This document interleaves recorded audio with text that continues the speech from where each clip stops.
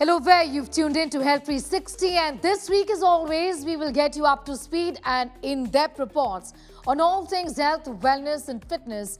Why 4 in 10 Indians suffer from non-alcoholic fatty liver disease as the report by the Lancet flags off to a new device that not just tracks your health but helps doctors keep connected to you and helps in predicting medical emergencies. And why Serena Williams is facing flag. Love for Zepbound, but full promotions for that is inviting criticism. Let's get started. I'm Sneha Mordani. This is Health 360.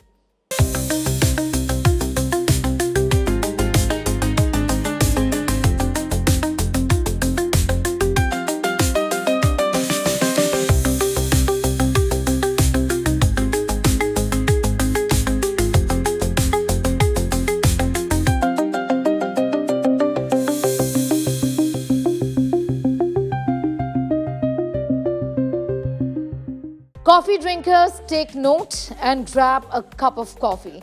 A 4-decade-long study has now revealed how many cups a day of coffee, of caffeine, of tea and of coffee could be reducing your risk of dementia. A research study published in the JAMA network has explored the link between coffee consumption and a reduced risk of dementia. Coffee is improving cognition, reducing dementia. The benefits seen only with caffeinated coffee or tea and most pronounced with 2 cups every single day. Here's why you should pick up your cuppa and say cheers.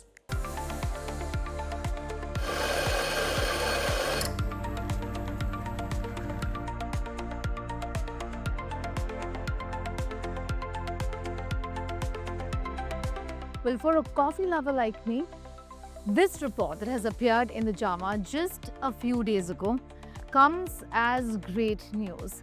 It says coffee or tea, the caffeinated kind, not the decaf stuff that we often find, is great for your health. 2 cups and more even. It cuts down the risk of dementia. It's great for cognitive health. And if you are a coffee lover, there is no reason why you should be afraid of consuming up to 2 to 3 cups of coffee or tea every single day. It's great for your cognitive health. Those who enjoyed 2 to 3 cups of coffee or 1 to 2 cups of tea a day saw the biggest impact. Coffee drinkers in midlife had about an 18% lower chance of developing dementia later on, while tea drinkers had a 14% lower risk. People who drank that amount for decades has lower chances of developing dementia than people who drank little or no caffeine, the research reported. They followed 131,821 participants for up to 43 years. Compared with people who consumed virtually no caffeine, people who drank between 1 and 5 8-ounce cups of caffeinated coffee had about 20% less dementia risk. Those who drank at least 1 cup of caffeinated tea every single day had about 15% less risk. There has been time over which people have believed that coffee and tea have antioxidants and they have vascular effects in the brain which improve the brain blood flow and decrease the inflammation inside the brain by antioxidant effect, improving the brain preservation and reducing brain degeneration. That is how it is proposed that coffee and tea will reduce the risk of dementia, which is a degenerative neural disease. Well, so the thing with caffeine is that there's a fair amount of research that shows that it's great as far as your heart health is concerned. It slows down aging. Thousands of bioactive compounds in caffeine have a deep bearing on inflammation, your vascular health, oxidative stress, and also your metabolism. So it's not just your cognitive health, but various other things that caffeine is helping with.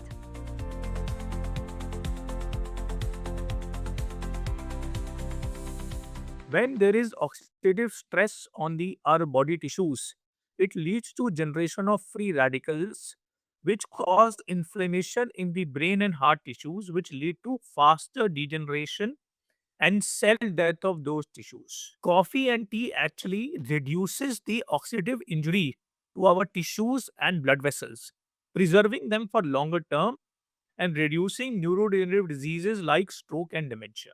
Serena Williams, one of the most decorated athletes in sporting history, has spoken candidly about her struggles with weight management and her decision to use GLP-1 therapy. Well, now she's taken it a step further, gone ahead and advertised it at the Super Bowl. Well, she though is not the only one doing it. Others have done it as well. But Williams endorsing it has invited a whole world of criticism from social media users. A top A-class athlete promoting a weight loss medicine, not talking about the side effects, showing how simple it is to take. And what about exercise? Right food, the right kind of nutrition. The disclaimer that this is not for everyone to take. And that is where the problem with this particular advertisement really starts. Serena Williams is under fire for promoting GLP-1 drug during the Super Bowl ads. A video of ace tennis star Serena showing off her weight loss during a Super Bowl advertisement promoting GLP-1 medication has now gone viral. The retired tennis superstar credits her initial weight loss around 15 kilograms by using Zepbound, which was provided by telehealth company Ro. In the Super Bowl advertisement for telehealth company Ro, Williams is shown using an injectable pen device and navigating the company's mobile app. Williams in the past had revealed she had been using the medication in partnership with a company who focused on weight management after her second pregnancy. For years, Big Pharma's Super Bowl presence was limited to brand awareness and avoiding anything that came close to a discussion around a clinical claim. But this time in Super Bowl, things have changed. Reports suggest Super Bowl ad inventory for 2026 average about $8 million for 30-second spot, with premium placements exceeding $10 million. And who is featuring here?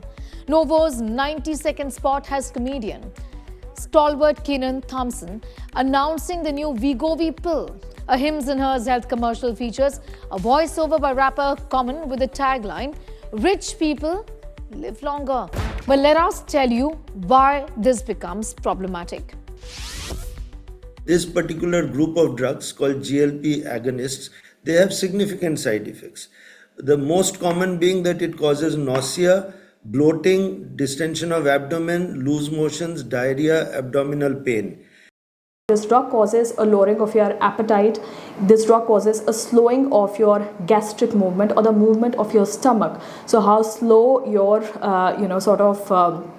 stomach empties, which is why you feel full for a longer period of time. You feel satiated for a longer period of time. You start with a very small dose, that's 1/10 of the dose, and then gradually work your way up every week. All these things are not mentioned during an endorsement or a campaign program like that, a publicity campaign program. So people are likely to actually look at only the positive effects that we want to lose weight, so here is a drug for it, and then they take it.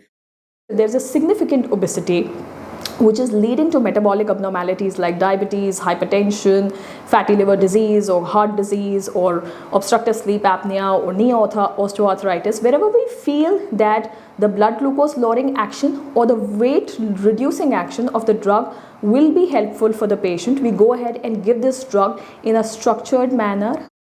Prescription drugs should not come in for mass canvassing or endorsement by celebrities because they send a wrong signal. I think that is one thing that celebrities should refrain from. There have been a lot of cases on that issues because many of the side effects or problems are absolutely not touched upon. I See You at Home, where doctors monitor your health 24/7 and alert you to potential issues even before they strike. India's latest innovation makes this a reality, especially for senior citizens and those with chronic conditions. India has launched the world's first doctor-led AI healthcare ecosystem, iLifeConnect, for round-the-clock monitoring. Here's more.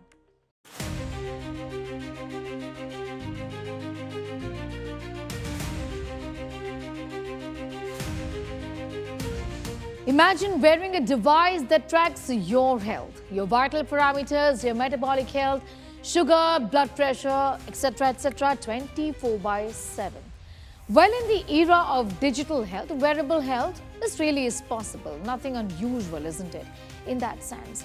But what if all of this information is being monitored by qualified doctors 24 by 7, who then carefully note your every heartbeat and reach out to your family if anything is amiss, warning them about a possible emergency?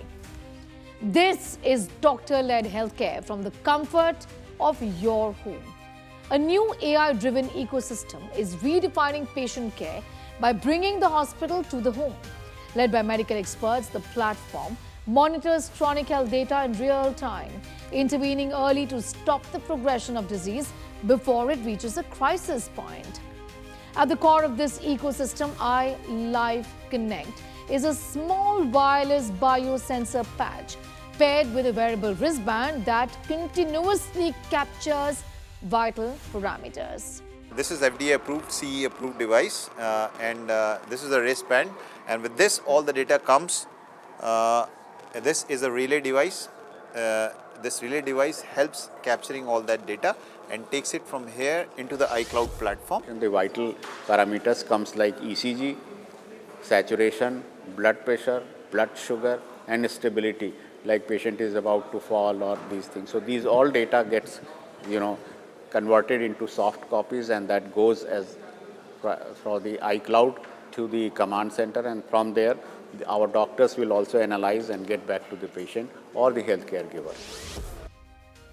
Doctors say the absence of continuous medical care is what drove them to work on a device of this kind. Vulnerable population like elderly patients who are living alone, who are not with their children, or healthcare facility in remote villages are not there, but the mobile phone is working, they can immediately get under the umbrella of healthcare. And doctors are watching over the patient in real time. And if anything abnormal happens, so if his heart rate goes, beyond 150, or blood pressure goes up or down, or saturation goes up or down, immediately the doctors will know that there is something wrong going on there. And the doctors will call up the patient and let them know that there is this problem, and they will also issue a prescription to the patient, send the medications to his home. How is this really then different from conventional wearables?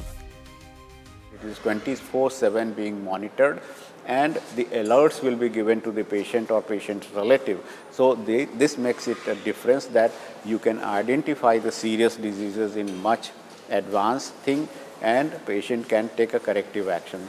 Again, we are connecting this to the e-prescription, to the medicine delivery, and also to the ambulance services.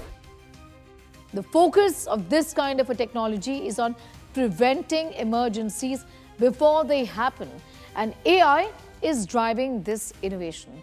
Healthcare experts involved in the project say the system is particularly relevant during the post-discharge phase, where patients are vulnerable to complications but often lack constant medical oversight at home. Senior citizens living alone, patients with cardiac, metabolic or respiratory conditions are considered among the primary beneficiaries of this technology. Nearly 4 in 10 adults have metabolic-associated fatty liver disease, according to a large multi-city study published in the Lancet, underscoring the scale of a silent liver disease epidemic driven by obesity and diabetes and not alcohol. The findings point to a widespread and largely silent public health problem, with many individuals already showing signs of early liver damage. Here's more. India is sitting on a volcano, a big volcano of fatty liver disease, the non-alcoholic kind. So why do I really say that? 4 in every 10 Indians have fatty liver. A Lancet report says this is worrying because this is being seen in folks who do not consume alcohol. So what really is going on here? Fatty liver disease itself is a symptom which is caused by metabolic dysfunction associated liver disease, which means in our body there is a metabolic dysfunction. Metabolic dysfunction is a syndrome where we have fatty liver disease, plus we have either blood pressure or diabetes or hyperlipidemia, lipid profile is deranged, or there is obesity. When all these things are present, or one of these things is present, then we classify this as a metabolic syndrome.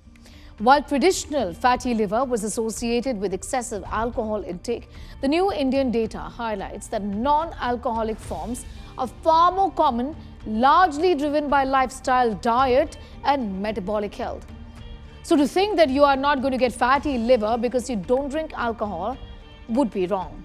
A significant chunk are also showing liver fibrosis, which is a key step towards more severe liver damage. In the stage 1, we have only fat deposition in the liver, which is more than 5% of the liver cells which are occupied by fat. In second stage, it leads to inflammation, जिसको हम सोजिश भी बोलते हैं. Inflammation is a swelling of the liver, which happens due to various reasons. And at this stage, it is called as steatohepatitis. In third stage, our body heals this steatohepatitis with stellate cells. There are certain cells which produce fiber, the collagen fiber, and they get deposited in the liver. And this is where the stage of fibrosis begins, stage 3. And later on, it leads to a stage which is called as cirrhosis.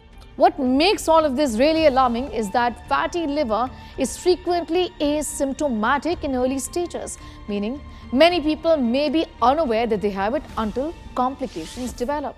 Early signs of diabetes like acanthosis nigricans, where are black spots along the creases like groins, neck creases, or axilla, or skin tags, they can have, these are the early signs of diabetes. There can be hypertension, and if there is obesity also, they should consider themselves checked for fatty liver disease. And in that scenario, they should get liver function tests along with ultrasound to have a basic check.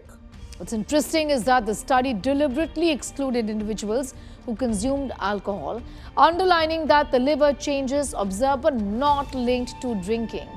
Rather, the condition was strongly associated with obesity and high blood sugar levels. MAFLD, formerly known as NAFLD, which is non-alcoholic fatty liver disease. A lot of sugar consumption, obesity, they lead to insulin resistance, which leads to further obesity and deposition of fat in the liver, along with the inflammation. Of course, these things are very much related. Our lifestyle today, we should cut off all the sweets so that we become healthy, and we should lead our healthy lives. Indians appear to be particularly prone to this pattern. Why so? This is partly due to genetic predisposition towards insulin resistance and visceral fat accumulation. In India, about 40% of population is suffering from fatty liver disease and metabolic syndrome. And this is basically because of our lifestyle, number one. And number two, a lot of stresses in life. We don't concentrate on exercise. We don't concentrate on right foods. So that's why in India, the incidence is rising. This metabolic dysfunction not only affects the liver, but remember, is intertwined with other chronic diseases such as type 2 diabetes, hypertension, heart disease, and chronic kidney disease, creating a web of interrelated risks. Early detection is absolutely essential. If it is fatty liver disease along with the inflammation to start with, it will somehow in 15 to 20 years lead to liver cirrhosis. So it's very important to understand this, that every year we should get some tests like liver function tests along with ultrasound to detect fatty liver disease at an early stage. So then, what are the solutions? How can you protect yourself? Watch on. And joining us right now is well-known hepatologist Dr. Shiv Sareen, associated with Delhi's ILBS, is with us. 4 in 10 Indians have fatty liver disease, and this has not got to do with alcohol. What's going on here? Few years ago, when I had gone to the India Today conclave, I met many people on the way during the corridor, and I asked, why is the liver getting bad and what do you think are the common causes of ill health of liver? And everyone said, sir, alcohol. A few of them did say, sir, it could be because of fat, but they did not know what fat does and whether fatty liver is a bad thing or not. You know, doctor, a lot of people would want to know whether I have fatty liver disease or not. So what is that one way that one can find out? First is your weight. If your height minus 100 is, let's say height is 170, for a man, subtract 100. So 170 minus 100, your weight should be 70 kg. And for a female, 105, so weight should be 65. So simply weigh yourself on a weighing scale. But if there is a family history of diabetes, blood pressure, heart disease, cancer, 5 और घटाना है, मतलब आदमी का वजन 65, 170 में से 105. If you are diabetic, then you have fatty liver for sure. Please go and get it checked up. Third thing, ये उन लोगों के लिए है जो पतले दुबले हैं और सोचते हैं कि हम ठीक हैं. For them, there is a waist and hip ratio. अगर आपकी waist, for a female it is more than 80 and for a man it is more than 90.